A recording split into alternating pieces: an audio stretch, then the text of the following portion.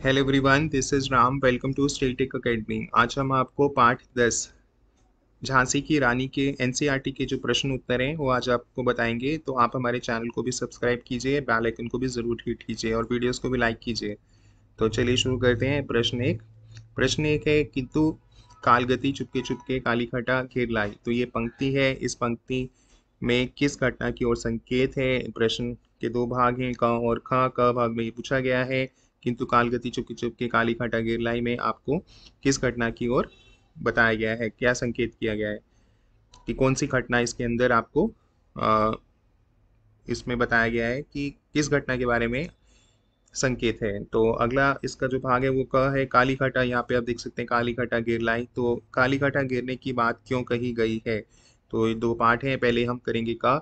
इस पंक्ति में लेखक ने झांसी के राजा गंगाधर राव की आकस्मिक मृत्यु के कारण रानी के विधवा होने की और संकेत किया है। स्टूडेंट, रानी जो थी वो विधवा हो गई थी। विधवा हो गई, इसका अर्थ होता है कि जिसके पति की मृत्यु हो जाए। और उनके पति जो थे वो थे झांसी के राजा, जिनका नाम था गंगाधर राव, और उनकी आकस्मिक मृत्यु यानी कि उनकी अचानक से मृत्यु हो गई।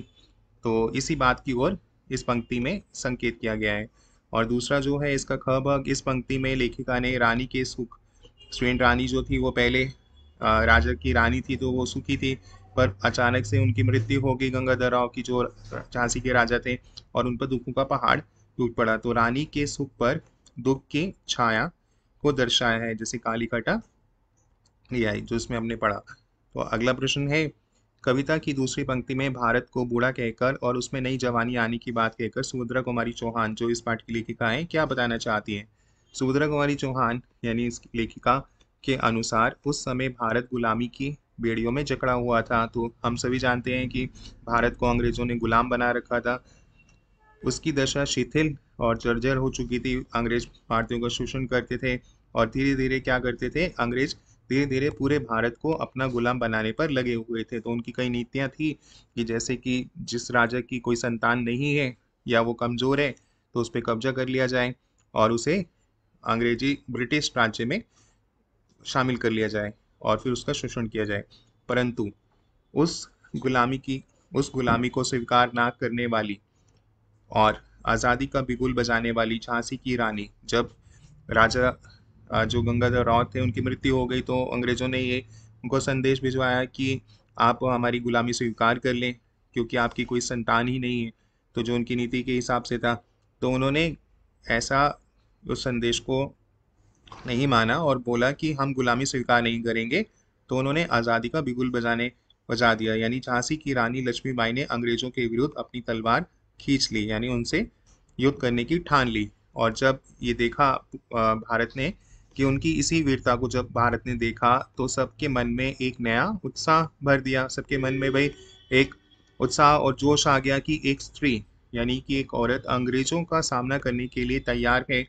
तो ये तो कितनी बहादुर है, कितनी वीर है। तो फिर हम क्यों ना हम स्वयं इस गुलामी के विरुद्ध आवाज उठाएंगे। तो हम भी अंग्रेजों ने जो गुलाम बना रखा है तो इसके विरुद्ध हम भी आवाज उठाएंगे, क्योंकि जब एक स्त्री आवाज उठा सकते हैं तो हम क्यों नहीं। तो पूरे देश में एक लहर सी वीरता की छा गई। तो तब इस गुलामी की बेड़ियों में जकड़े हुए भारत, जो जिसे कहा जाता था बूढ़े भारत में, रानी लक्ष्मीबाई ने एक नया उत्साह, वीरता फूंक दी। सबको दिखाया कि एक देखो, एक लड़की होकर, एक स्त्री होकर, एक औरत होकर जो इतनी बड़ी सेना अंग्रेज राज्य के खिलाफ अकेले आवाज उठा सकती है, तो तुम क्यों नहीं। हम सब मिलकर करेंगे तो बहुत जल्दी ही अंग्रेजों का सामना कर लेंगे और उन्हें खदाड़ देंगे। और नई जवानी दी, उत्साह भरा, वीरता भरी। तो नई जवानी दी, इसलिए बूढ़े भारत में नई जवानी भर दी, जिसने जिसने सन 1857 में 1857 में महारानी लक्ष्मीबाई ने अंग्रेजों के छक्के छुड़ा दिए।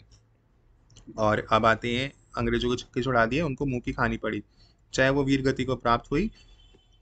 अब आते हैं प्रश्न में, झांसी की रानी के जीवन की कहानी अपने शब्दों में लिखो और यह भी बताओ कि उनका बचपन तुम्हारे बचपन से कैसे अलग था। स्टूडेंट, हमारे बचपन में तो हम गुड्डे गुड़िया से खेलते थे। झांसी की जो रानी थी वो बचपन का नाम उनका छबीली था।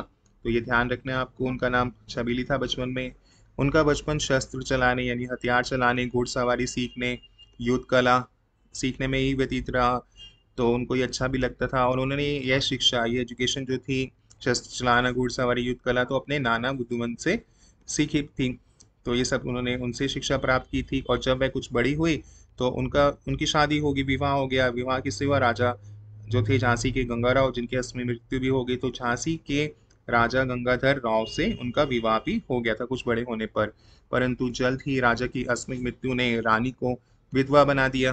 वो विधवा हो गई। राजा के संतानहीन होने का लाभ, संतानहीन यानी उनकी कोई पुत्र या पुत्री नहीं थी, तो उठाकर उनकी मृत्यु के पश्चात अंग्रेजों ने झांसी पर अधिकार जमाने का प्रयास किया, क्योंकि उनकी एक नीति थी कि जिस राजा की कोई संतान नहीं है तो वो राज्य उस राज्य को ब्रिटिश राज्य में मिला लिया जाए। तो ये अधिकार जमाने का प्रयास किया और डलहौजी इस बात से बहुत खुश भी हुआ था, परंतु रानी ने इसका विरोध किया, तो इस बात को नहीं माना और अंग्रेजों के विरुद्ध अपनी तलवार खींच ली। और बाद में वो वीरगति को भी प्राप्त हुई और उनसे युद्ध किया और उनके छक्के भी छुड़ाए। और इसी स्वतंत्रता संग्राम में अंग्रेजों के साथ लड़ते हुए वीरगति को प्राप्त हुई और भारतीय इतिहास में वीरांगना कहलाई। इसलिए उनको वीरांगना भी कहते हैं, क्योंकि वो वीरगति को प्राप्त हुई थी। लड़ते लड़ते अपनी आखिरी सांस तक उन्होंने अंग्रेजों के छक्के छुड़ाए थे। तो रानी का बचपन हमारे बचपन से कई मायनों में अलग था।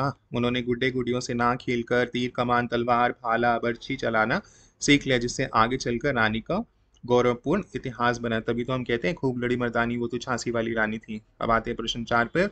वीर महिला की इस कहानी में कौन कौन से पुरुषों के नाम आए? इतिहास की कुछ अन्य वीर स्त्रियों की कहानी के नाम आपको लिखने हैं और पुरुषों के भी, जैसे नाना दुंदुपत पुरुषों में लिखेंगे आप अहमद शाह मौलवी, तात्या टोपे, अजीमुल्ला ठाकुर, कुंवर सिंह आदि। और इतिहास में कुछ वीर स्त्रियां हैं, चित्तूर की रानी चिन्नम्मा, श्रीमती इंदिरा गांधी, सरोजिनी नायडू आदि। और इसके अलावा आप और भी लिख सकते हैं। अगला प्रश्न है, झांसी की रानी के जीवन से हमें क्या प्रेरणा ले सकते हैं? हम क्या प्रेरणा ले सकते हैं? झांसी की रानी के जीवन से हमें यही प्रेरणा मिलती है कि आज़ादी यानी फ्रीडम स्वयं में ही एक मूल्यवान वस्तु है। कि वो एक मूल्यवान वस्तु है, यानी उसको किसी से नहीं तोला जा सकता। इसको बनाए रखने के लिए हमें कोई भी कीमत चुकानी पड़े, चाहे हमें अपनी जान की कीमत भी क्यों ना चुकानी पड़े, हमें पीछे नहीं हटना चाहिए। जैसा रानी लक्ष्मीबाई ने किया। रानी लक्ष्मीबाई चाहती तो अंग्रेजों की बात मानकर आराम से अपने जीवन यापन कर सकती थी। डलहौजी ने तो कहा था कि भाई आपकी सुपुत्र, आप तो संतानहीन है, तो राजा तो संतानहीन था, तो गंगाधर राव तो उनकी पॉलिसी यही थी ना कि जिसकी संतान नहीं है तो ब्रिटिश राज्य में उसे मिला लिया जाएगा, या वो कमजोर है। तो वो चाहती तो उनकी बात आराम से मान लेती और अपना जीवन आसानी से गुजारती, आराम से गुजारती। पर उन्होंने ऐसा नहीं किया ना, परंतु उन्होंने इसका विरोध किया। विरोध जाकर उनसे युद्ध लड़ा, अंग्रेजों से युद्ध लड़ा और सबको चेताया कि स्वयं के स्वार्थ को छोड़कर अगर वो चाहती तो वो आराम से जिंदगी बिता सकती, पर उन्होंने ऐसा नहीं किया। अपने हित को छोड़कर हमें देश के, राष्ट्र के हित में सोचना चाहिए। हमें अपने देश के बारे में सोचना चाहिए, राष्ट्र के बारे में सोचना चाहिए। अगर हमें कोई गुलाम बना ले तो हमें उसके खिलाफ आवाज उठानी चाहिए, उसके विरुद्ध अपनी तलवार खींच लेनी चाहिए, फिर चाहे स्वयं को इसके लिए निछावर ही क्यों ना करना पड़े। उन्होंने अपने आप को निछावर किया और वीरगति को भी प्राप्त हुई, पर अंग्रेजों के उन्होंने छक्के छुड़ाए। अंग्रेजों के इस कुचक्र के विरोध में रानी ने अपनी वीरता का परिचय किस प्रकार दिया? स्टूडेंट, अंग्रेजों की एक पॉलिसी थी कि जैसे मैंने बताया कि अंग्रेजों ने यह नीति बना रखी थी कि जिस भी राज्य का राजा संतानहीन हो जाएगा या संतानहीन हो, कि उसका कोई पुत्र या पुत्री ना हो या कमजोर हो, तो उस पर ब्रिटिश सरकार अपना अधिकार कर लेगी, उस पर कब्जा कर लेगी। और परंतु रानी ने इसका विरोध किया, तो और उनके अधीन रहना स्वीकार ना करके उनसे लड़ना स्वीकार किया। और एक स्त्री, एक विधवा ने ऐसा किया, तो जिससे पूरे देश में उत्साह और वीरता जो थी वो उसकी लहर आ पड़ी, जैसे हमने पहले प्रश्न में पढ़ा। और अंतिम सांस तक वो अपनी अंतिम सांस तक भी वो अंग्रेजों के आगे झुकी नहीं, लड़ती रही। तो इसलिए कहते हैं ना खूब लड़ी मर्दानी हो तो झांसी वाली रानी थी, झुकी नहीं और वीरता से लड़ते हुए वीर गति को प्राप्त हुई। और अगले प्रश्न पे हम जाएंगे। रानी के विधवा होने पर डलहौजी क्यों प्रसन्न हुआ? उसने क्या किया? डलहौजी जानता था कि राजा गंगाधर राव निसंतान थे, उनकी कोई संतान नहीं थी। तो अंग्रेजों ने वैसी ही एक नीति बनाई थी कि जिस राज्य की संतान नहीं होगी उसको अंग्रेजी राज्य में मिला लिया जाएगा। तो ये तो उनकी नीति थी। जब ऐसा उन्होंने सोचा, बना रखा था कि संतानहीन झांसी के राजा की तो मृत्यु का समाचार पाकर तो डलहौजी के लिए सोने पे सुहागा वाली बात थी। उन्होंने कहा तो आप तो झांसी हमारे कब्जे में हो जाएगा। तो उसे लगा कि एक निसंतान राजा की विधवा क्या कर पाएगी, वो तो एक स्त्री भी है और वो विधवा भी हो गई, क्योंकि उसकी शक्ति तो राजा के साथ होती। तो ये विधवा हमारा क्या बिगाड़ रही, तो पर उसने तुरंत ही झांसी पर कब्जा करने का मन बना लिया। कहा चलो झांसी को भी ब्रिटिश राज्य में मिला लिया जाए, और झांसी पहुंच गया। ये इसका उत्तर है। अगला प्रश्न है, निम्नलिखित पंक्तियों का भाव स्पष्ट कीजिए। गुमी हुई आज़ादी की कीमत सबने पहचानी थी। क और ख भाग है, लवारिस का वारिस बनकर ब्रिटिश सरकार झांसी आया। तो एक एक करके करेंगे। पहले का, गुमी हुई आज़ादी की कीमत सबने पहचानी थी का इसका उत्तर है, इस पंक्ति के द्वारा उस समय की भारत की अवस्था को वर्णित किया गया है कि जब अंग्रेजों ने अपनी कूटनीतियों के दम पर भारत को अपना गुलाम बना रखा था। उनकी कई गलत नीतियां थी, जैसे संतानहीन जो थे उनको उन पे कब्जा करेंगे और उन्हें अपने ब्रिटिश राज्य में, और ऐसी कई और थे जिससे वो शोषण करते थे और गुलाम बनाते थे। कोई भी उनका विरोध करने का साहस ना करता, और जो करता उसको मार दिया जाता और चुपचाप गुलामी की बेड़ियों में जकड़े हुए बैठे रहते थे। तो गुमी हुई आज़ादी की कीमत सबने, फिर बाद में झांसी की रानी ने एक स्त्री होकर बताया कि देखो जब मैं इनका सामना कर सकती हूँ तो तुम क्यों नहीं। तो सब में उत्साह भराया। परंतु अब अगला पाठ है, तो इसके आगे पढ़ेंगे अभी। परंतु रानी लक्ष्मीबाई की विरोध ने सारे भारत को झकझोर दिया। तब भारत की नींद जागी तो देखा कि एक स्त्री यानी लक्ष्मीबाई इनका विरोध कर सकती है। तो एक औरत जब इनका विरोध कर सकती है ब्रिटिश सरकार, तो हम क्यों नहीं, हम क्यों इस गुलामी में जिए। हमें भी तो अपनी स्वतंत्रता प्यारी है, और स्वतंत्रता तो सबको प्यारी होती है। और पूरे भारत में स्वतंत्रता की लहर दौड़ पड़ी तो पूरे भारत में नई जवानी आ गई।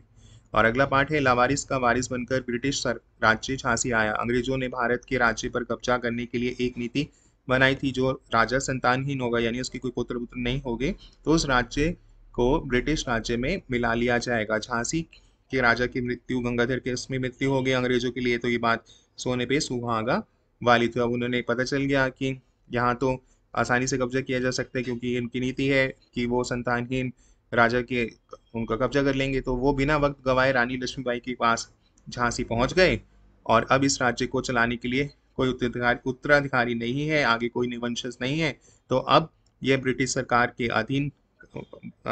सरकार ने अपने अधीन कर लिया जाएगा, और वह स्वयं इस राज्य का कार्यभार संभालेंगे। ब्रिटिश पर रानी लक्ष्मीबाई ने उनका मुंह तोड़ जवाब दिया। ये हम सभी जानते हैं, और ये कहते हैं ना, फिर हम खूब लड़ी मर्दानी, वो तो झांसी वाली रानी थी। तो स्टूडेंट, ये थे इस पाठ के प्रश्न उत्तर। सभी पाठ के करना चाहते हैं तो चैनल को जरूर सब्सक्राइब करें, बेल आइकन को हिट करें। हमारा एक व्हाट्सएप टेलीग्राम ग्रुप है जिसका लिंक आपको हमारे इस वीडियो के डिस्क्रिप्शन बॉक्स में मिलेगा, वहाँ से आप हमें ज्वाइन भी कर सकते हैं। वीडियो अच्छी लगी लाइक करना, कुछ पूछना है कमेंट सेक्शन में लिखना, और अपने फ्रेंड्स को भी जरूर शेयर करना।